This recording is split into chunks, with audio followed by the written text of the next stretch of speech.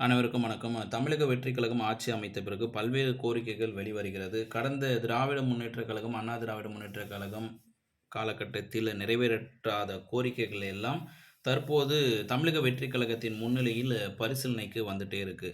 அந்த வகையில் இது மிக முக்கியமான ஒரு தகவலா பார்க்கப்படுது. தமிழகத்தின் சேலம் மாவட்டத்தில் இந்த தகவல் வெளியாயிருக்கு. நேத்து ஒரு போராட்டமும் நடந்திருக்கு. அரசு துறையில் நிரந்தர பணி வழங்க வேண்டும் என்று இல்லம் தேடி கல்வி திட்ட பணியாளர்கள் கோரிக்கை வச்சிருக்காங்க. சேலம் மாவட்டத்தில் இல்லம் தேடி கல்வி திட்டத்தில் பணியாற்றிய தன்னார்வலர்கள் 50க்கும் மேற்பட்டவர்கள் தமிழக அரசு தங்களுக்கு நிரந்தர பணி வழங்க வேண்டும் என்று வலியுறுத்தி ஆட்சியர் அலுவலகத்தில் நேற்று மனு அளித்தனர்.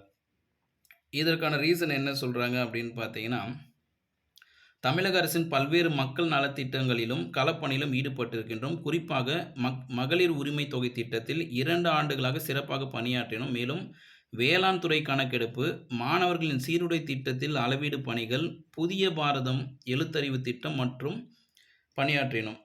எங்களது சிறப்பான பணியால் இல்லம் தேடி கல்வி திட்டத்தில் சேலம் மாவட்டம் 2 ஆண்டுகளாக தொடர்ந்து முதன்மை மாவட்டமாக தேர்ந்தெடுக்கப்பட்டுள்ளது.